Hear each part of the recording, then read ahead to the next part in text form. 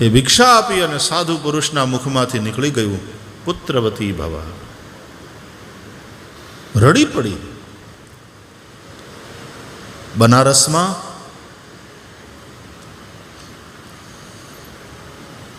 એક બહુ મોટા તંત્રના મહાત્મા, એની પીઠ છે. એ મહાત્માનું નામ હતું કેનારામ. ત્યાં જગ્યા છે, આજે છે, આશ્રમે છે. તુલસીદાસજીના સમયમાં એ હતા અને તુલસીદાસજી પણ બનારસમાં રહ્યા. રામચરિતમાનસની કેટલીક રચના બનારસમાં થઈ, અયોધ્યામાં પણ રચના થઈ, બનારસમાં પણ થઈ, અને બનારસમાં તુલસીદાસજી દ્વારા રામકથાનું ગાયન પણ થયું.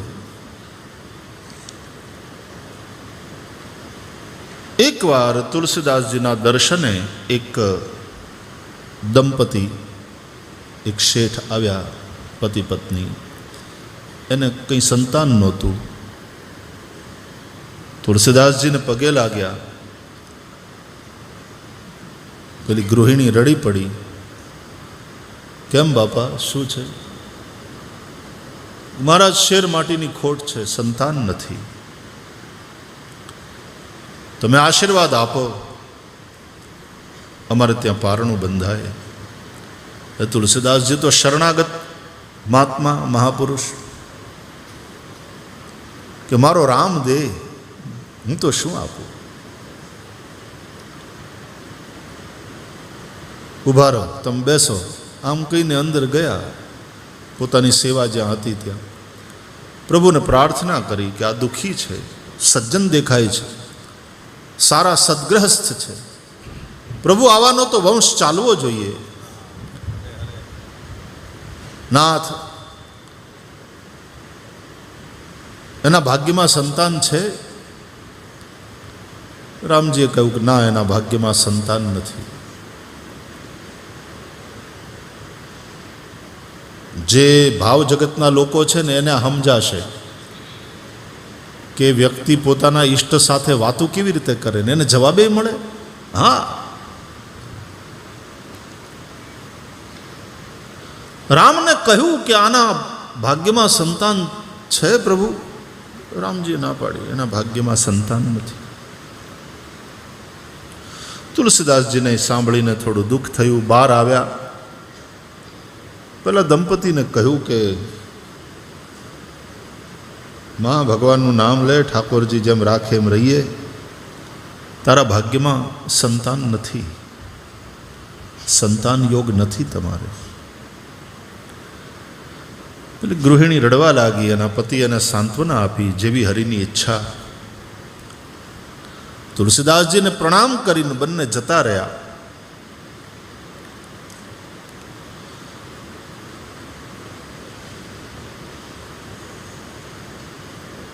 જતા જતા એ થોડા દૂર ગયા આશ્રમની બહાર. તો એમ થયું કે ચાલો બપોરા કરી લઈએ, જમી લઈએ.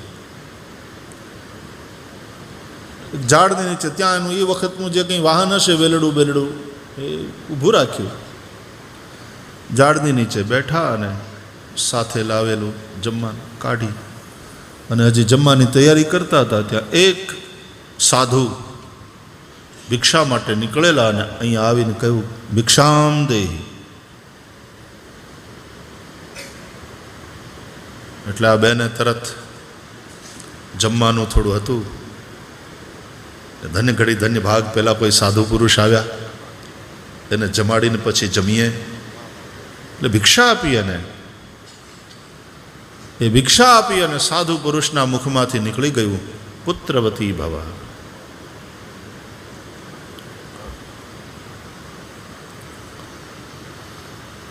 રડી પડી કે આ સાધુએ મને આશીર્વાદ આપ્યા, પુત્રવતી ભવ.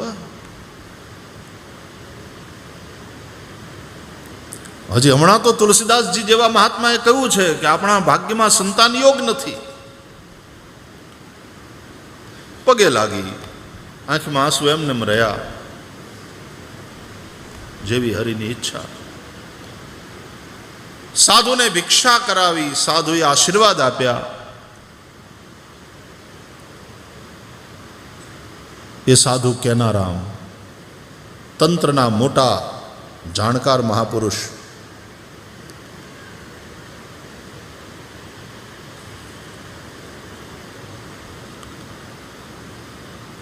રામને કરવું ને, રામને નહીં, કેનારામને કરવું. અને 1 વર્ષમાં એ બેનને દીકરો થયો. કેનારામજીના આશીર્વાદ એના મોઢામાંથી નીકળી ગયું વચન. એ દંપતીને ત્યાં પુત્ર થયો અને આનંદ આનંદ લીલા લહેર શેઠને બહુ ઉત્સવ મનાવ્યો, ખૂબ વહેંચ્યું, ખૂબ દાન કર્યું. અને છોકરો 5-6 મહિનાનો થયો એટલે એકવાર એ છોકરાને લઈને વળી પાછી કાશીની જાત્રા કરી. કેનારામજીના ચરણમાં છોકરો મૂક્યો. મહારાજ, આપના આશીર્વાદથી થયેલો આ પ્રસાદ રૂપ આ પુત્ર, આશીર્વાદ આપો. કેનારામજી આશીર્વાદ આપે, પગે લગાડી અને ત્યાંથી નીકળ્યા. નીકળતી વખતે પાછા તુલસીદાસજીના આશીર્વાદ લેતા જઈએ. તુલસીદાસજી પાસે ત્યાં તુલસી ઘાટ છે, ગંગાના કિનારે તુલસી ઘાટ છે. 80 ઘાટ, તુલસી ઘાટ. તુલસીદાસજી જ્યાં રહેતા હતા એ સ્થાન આજે પણ છે, તમે જઈને દર્શન કરી શકો. ત્યાં તુલસીદાસજીના માળા, એ વખતની ખડાવ ઇત્યાદિ બધું છે. તુલસીદાસજીને પ્રણામ કર્યા જઈને અને છોકરો એના ચરણમાં મૂક્યો કે ગોસ્વામીજી આશીર્વાદ આપો. આ કોણ? તો કે અમારો દીકરો. હે, તમારો દીકરો? કે હા મહારાજ. કેનારામજી આશીર્વાદ આપ્યા અને અમારે ત્યાં પારણું બંધાયું. તુલસીદાસજી રાજી થયા, આશીર્વાદ આપ્યા બાળકને, પણ અંદરથી એને આમ આઘાત બહુ લાગ્યો તુલસીદાસજીને કે આ શું, હું ખોટો પડ્યો? મેં તો રામના કહેવાથી એમ કીધું હતું કે તમારા ભાગ્યમાં સંતાન યોગ નથી.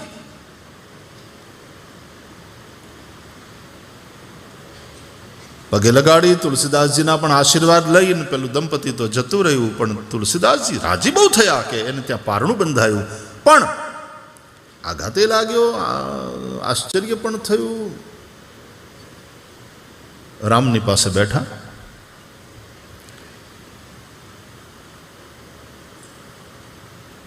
પ્રભુ, બહુ પ્રસન્ન છું કે દંપતીને ત્યાં સંતાન થયું.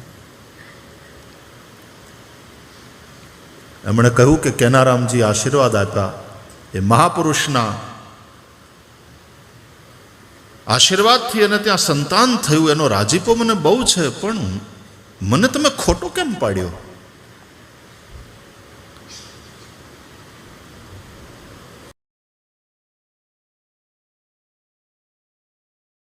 છે ને આપે ના પાડી અને આજે દીકરી લઈને પગે લગાડવા આવ્યા. અને તરત રામે કહ્યું, તમે મને એમ પૂછ્યું હતું કે એના ભાગ્યમાં સંતાન છે, અને મેં ના પાડી. એના ભાગ્યમાં નહોતું, એના ભાગ્યમાં નથી. આ તો કેનારામ જેવા મહાત્માએ દીધેલો દીકરો છે. તુલસીદાસ, જો તમારા મુખમાંથી નીકળી ગયું હોત ને તો મારે આપવો પડત. જેની વાણી આવી હોય છે એવા સાધુડાના વચનને હું જૂઠા પડવા ન દઉં, ખોટા પડવા ન દઉં. હું બંધાયેલો છું. પણ તમે આશીર્વાદ ના આપ્યા. તમે તો મને એમ પૂછ્યું હતું કે આના ભાગ્યમાં છે, એટલે મેં ના પાડી કે એના ભાગ્યમાં નથી.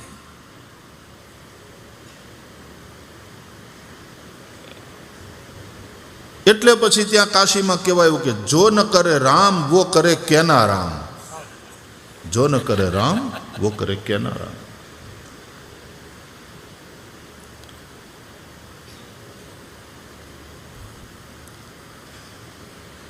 મહાપુરુષોની વાણી સત્ય થતી હોય છે. એ વાણીમાં શક્તિ છે. સત્ય વાણીની અદ્ભુત શક્તિ. બોલી ન ખોવી. જેની વાણી સદા સત્ય જ બોલે છે, સત્ય એ વાણીનું તપ છે, અને એ તપથી વાણી એવી શક્તિમાન થાય કે પછી એ વાણી જે બોલે એ સત્ય થાય. મતલબ એવું થાય. એ વરદાન આપે તો એ પ્રમાણે થાય, એ શાપ આપે એમ થાય, એ આશીર્વાદ આપે તો એમ થાય, એ શાપ આપે તો એમ થાય. અને એટલા માટે આપણે ત્યાં એવા તપસ્વી મહાપુરુષોને દુભવવાની હિંમત કોઈ નહોતું કરતું. આમ તો એ કરુણાના ભરેલા હોય, જલ્દીથી કોઈને શાપ આપે નહીં કારણ વગરનો, કારણ કે એને પોતાને માન અપમાન જેવું હોય જ નહીં.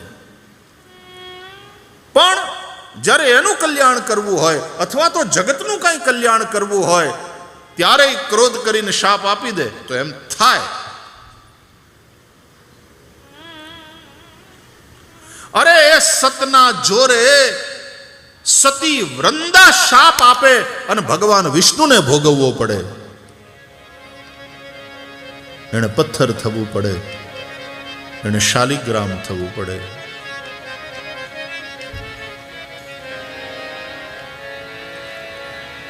વાણીની અદ્ભુત શક્તિ છે. આપણે આ વસ્તુ જે દિવસે સમજતા થઈ, આજે તકલીફ શું છે? આજ આપણે કરાવીએ સત્યનારાયણની કથા, પણ હકીકતમાં આપણે સત્યનારાયણના પૂજક નથી, આપણે જૂઠના પૂજક છીએ.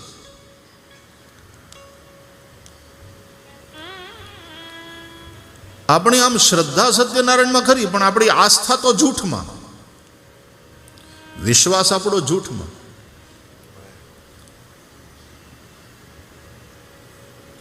ધંધામાં ખોટું બોલવું જ પડે, ખોટું બોલ્યા વગર ધંધો થાય નહીં.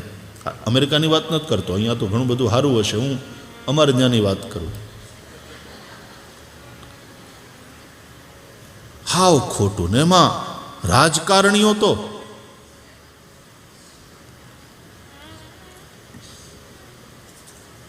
લગભગ ખોટું બોલે, લગભગ.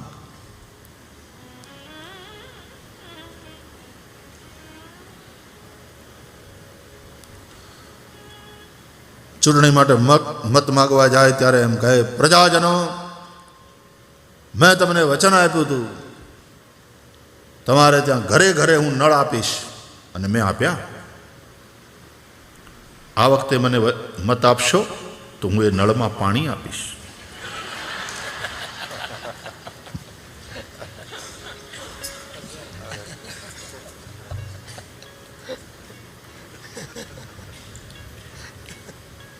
લગભગ, એટલા માટે લગભગ કહું છું, 100% નથી કહેતો, કારણ કે નીકળે છે. કોઈ ક્ષેત્રમાં સજ્જન નથી હોતા એમ નહીં, અને કોઈ ક્ષેત્રમાં થોડા ખોટા માણસો નથી હોતા એવું નહીં. ધર્મના ક્ષેત્રમાં ખોટા તમને મળી જાય, અને રાજકારણમાં એ સારા સજ્જન માણસો તમને મળી જાય. આ વૈયક્તિક બાબત છે, કોઈ ક્ષેત્રની વાત નથી. દરેક લંકામાંથી તમને એક વિભીષણ મળી આવે,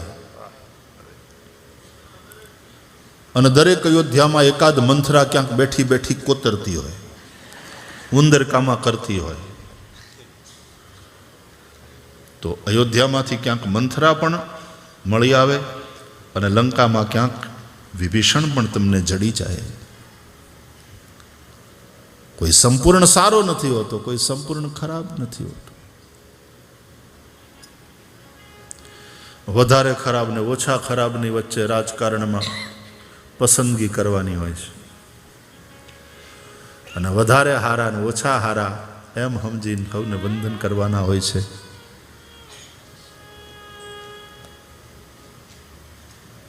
પૂર્ણ તો પરમાત્મા છે. બાકી ગુણ દોષમય વિશ્વ કીન કરતાર, આ સૃષ્ટિને, આ જગતને ગુણ દોષમય કિરતારે બનાવ્યું છે.